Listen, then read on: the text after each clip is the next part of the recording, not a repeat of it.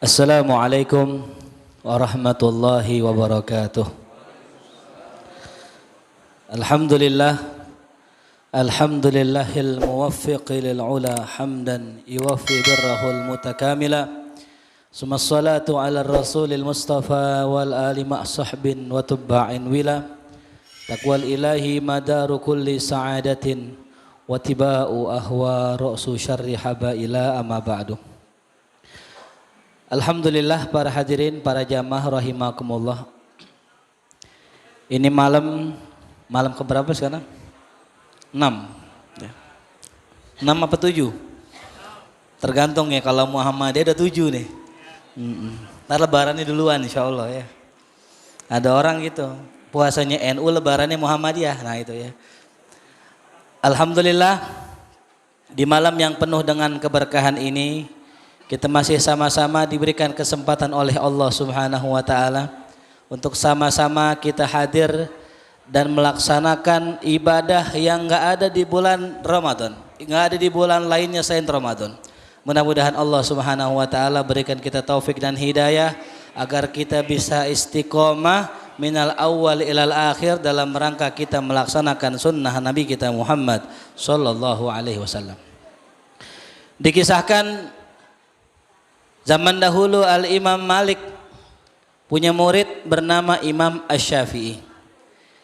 Imam Malik suatu hari ngobrol dengan Imam Syafi'i muridnya. Kata Imam Malik begini, "Ya Syafi'i, rezeki itu udah dijamin sama Allah. Maka kita harus fokus ya." Udah enggak usah, enggak apa-apa. Sebentar doang ya, paling sejam kali mungkin ya. Kata gurunya, udah kita fokus saja ibadah, fokus ngajar, udah nggak usah pikirin rezeki. Kata Imam Syafi'i, nggak begitu guru. Yang namanya rezeki itu harus diusahakan, kasep, ada ikhtiar. Akhirnya obrolan tuh nggak kelar. Selesai pulang Imam Syafi'i ke rumahnya. Di tengah jalan Imam Syafi'i ngelihat ada tukang semangka. Ketika lihat tukang semangka, dia lihat, wah bagus nih buat guru. Tuh ya, kalau orang dulu gitu. Ngelihat buahan, ngelihat ini, wah bagus, bawa ke gurunya. Itu semangka dibeli Imam Syafi'i, dibawa ke gurunya. Dengan perasaan girang, dengan perasaan senang, pengen kasih hadiah ke guru. Ketika sampai ke Imam Malik, ya Imam Malik, ini aneh punya semangka, beli dari pasar. Apa kata gurunya? Tuh kan, rezeki nggak usah dicari. Semangka datang sendiri. Bener gak omongan aneh katanya gitu? Kata Imam Syafi'i, nggak begitu ya Imam. Lah kan ini semangka saya yang bawa dari pasar. Saya nyarinya pakai duit saya nyari. Maka kata Imam Syafi'i, rezeki harus dicari, tetap aja ya. Jadi ada yang dicari, ada yang nyari. Makanya kata ulama, rezeki orang terbagi 2. Ada rezeki yang dicari, ada rezeki yang nyari. Nah kira-kira kita posisinya yang mana? Yang nyari rezeki apa yang dicari rezeki? Yang nyari ya. Kalau kata Ibnu Athaillah dalam kitab hikamnya, manusia itu terbagi 2 posisi, 2 makom. Yang pertama makomul asbab. Apa? Makomul asbab. Artinya nih hamba harus kerja, harus nyari duit.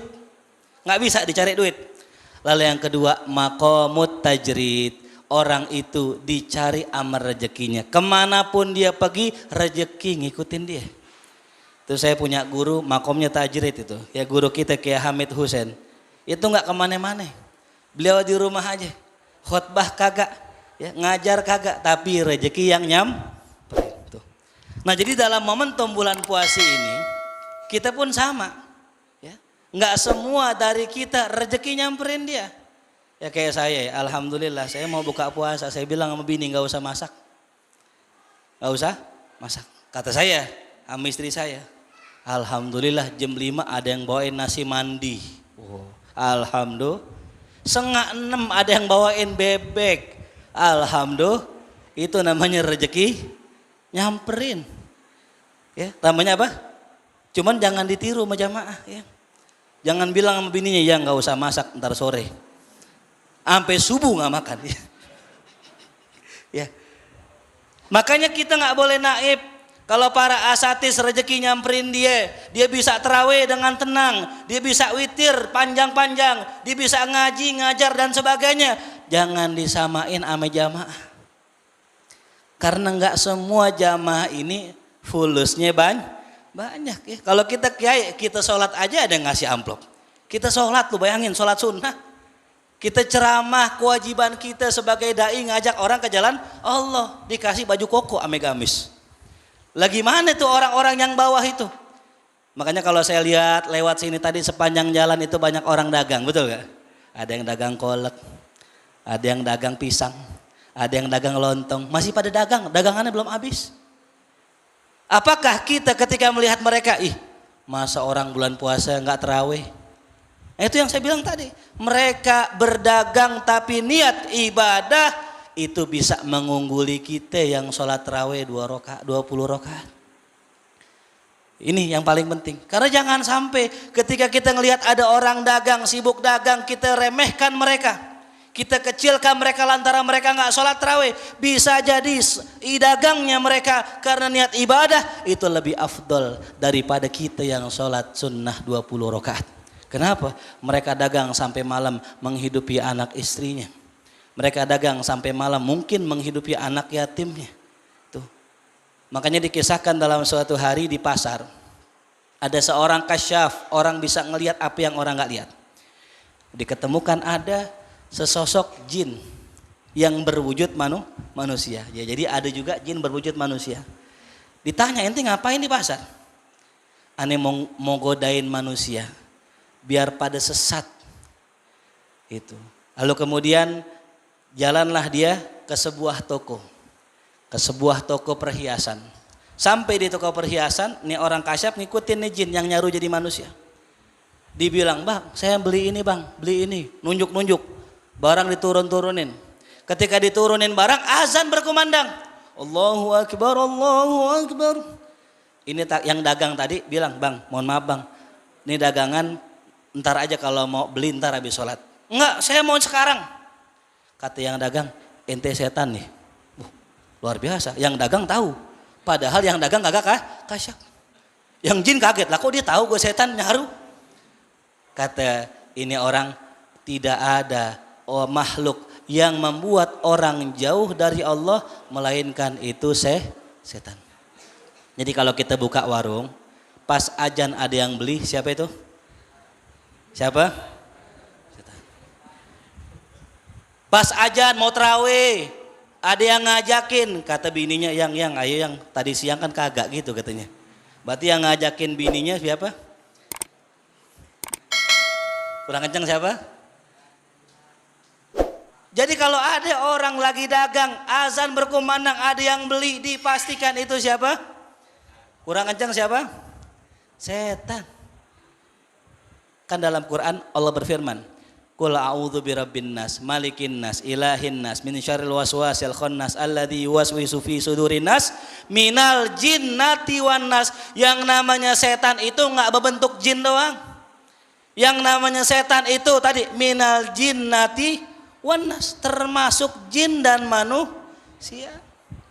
Jadi kalau ada jin jahat sama kita, kita lagi sholat malam, Allahu Akbar, pintu diketok, tok tok tok, kita buka nggak ada orang, siapa ya?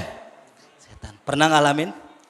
Lagi wirid, la ilaha illallah, kompor diketok-ketok, tok tok tok tok, siapa itu? Sering saya ngalamin dulu lagi wirid malam, tahu-tahu kompor apa? Panci penggorengan ada yang ngetok diketok, tok tok tok tok tok. Kita siapa nih orang ngetok-ngetok malam-malam? Kita samperin, berhenti suaranya. Kita wirid lagi, Allah Allah Allah Allah, tok tok tok tok. Kita samperin, berhenti suaranya. Saya bilang kalau mau nongol-nongol dah lu, gangguin orang tuh namanya setan. Begitupun wujudnya manusia. Siang-siang tengah hari lagi narik, teman kita bawa teh sisri kan. Ekstra jos, kuku bima. Minum. Nggak apa-apa dikodok kata Ustadz boleh. Gitu maksudnya. Itu namanya apa?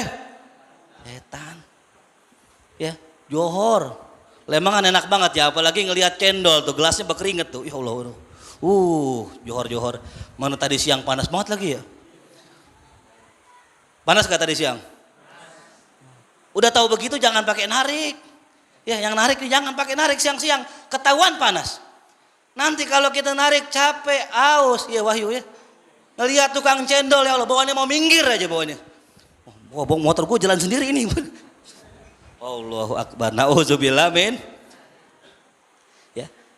Jadi jangan sampai nih kita bulan Ramadan ini digangguin sama setan. Nah makanya saran saya kalau ada setan kita baca Rabbi a'udzubika min hamazatis syayatin. Ya Allah aku berlindung dari bisikan setan. Wa a'udzubika Rabbi ayyahdurun. Aku berlindung daripada kehadiran setan nih karena tadi Ustadz kan bukannya setan itu di bulan puasa diiket-iketin. Nah ini dia ya. Katanya diiket-iketin. Ya. Kata guru-guru kita setan di bulan puasa diiketin. Bener diiketin betul. Tapi setan yang manusia kagak. Ya. Setan yang manusia kagak. Buktinya apa? Orang lagi tarawih dipanggil. Udah 8 rakaat aja. Kata orang Wahabi 8 rakaat udah gitu masa. Lah tadi saya lihat rame nih pula sampai belakang. Sampai keluar-luar tadi yang sholat tuh. Ada Wahyu di luar di warung. Sampai luar-luar emang masjid ini doang yang sholat sampai luar-luar. Bener gak? Itu luar semua. Itu setan itu yang bisikin cuma 8 rakaat setan. Beneran. Kita lagi ibadah kan 20 rakaat sholat tarawih. Masa 8 mau pulang. Alasannya katanya Nabi gak pernah ngerjain 20 begitu. Ini ngaji di mana ini? Itu setan juga itu. Pokoknya siapapun yang menghalangi kita dari jalan Allah, ngalangin kita dari ibadah, namanya setan. Betul, setan diikat dari golongan jin, tapi setan manusia nggak pernah diikat. Bahkan sekarang kita jarang lihat kuntilanak, betul. Kita pulang jarang lihat kolong wewe, betul. Zaman dulu sering banget jalan lewatnya, takut ada pocong. Zaman sekarang kagak ada pocong. Kuntilanak udah pada kagak ada. Sekarang setannya udah jadi orang semua. Siapa tuh?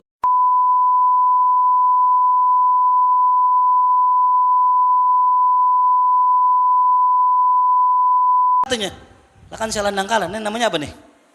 Namanya apa nih? Namanya setan tuh malam-malam keluarnya tuh. Ya. Makanya hati-hati kita. Sekarang setan udah berubah jadi orang semua. Maka udah jangan takut. Kalau lewat kuburan udah nggak serem kuburan. Kalau lewat kebun kosong udah nggak serem. Kenapa? Setannya udah nggak ada karena orangnya banyak yang jadi Maka dengan wasilah puasa ini kita menahan nafsu kita, jangan sampai kita ikut dengan setan. Tapi yang unik Pak dalam Quran, kalau ngomongin godaan setan, kata Allah lemah. Inna kaida syaiton kana doifah. Sesungguhnya godaan setan tuh doif, lemah. Apa yang gede godaannya? Wa inna kaidahunna azim. Sesungguhnya godaan perempuan sangat luar biasa. Betul gak Pak? Kita pulang ke rumah siang-siang bolong panas. Ya. Kita lihat bini kita pakai minyak wangi habis mandi Pak. Habis mandi kayak minyak wangi. Ya. Kalau yang pengantin baru kira-kira bagaimana tuh? Ya. Makanya kalau kita lagi puasa jaga jarak sama istri itu. Terapkan protokol kesehatan tuh. Ya. Baik-baik nih karena banyak kasus begitu. Pengantin-pengantin baru nikah bulan Sa'ban, Ramadan sama bininya hilap juga tuh. Ya. Baik-baik makanya mudah-mudahan ya Ramadan ini menjadi Ramadan yang terbaik. Ya mudah-mudahan kita doakan nih teman-teman para jamaah semua yang mungkin belum punya baju lebaran, mudah-mudahan Allah kasih rezeki yang banyakan. Yang belum punya kerjaan, Allah kasih kerjaan yang halal, yang toyiban, yang nggak ganggu puasanya dan ibadahnya. Kita doakan juga mudah-mudahan yang belum punya pasangan, ntar lebaran punya pasangan. Mudah-mudahan yang udah berpunya pasangan, udah nikah Allah berikan keturunan. Yang udah nikah dan Allah jadikan rumah tangganya sakinah, mawaddah, warahmah. Amin ya rabbal alamin. Mungkin itu saja dari saya karena tadi ada jamaah bilang belum makan dari maghrib ya, takutnya kelamaan ya. Jadi sampai sini aja dah ya. Mudah-mudahan kalau ada waktu kita lanjut lagi. Assalamualaikum warahmatullahi wabarakatuh.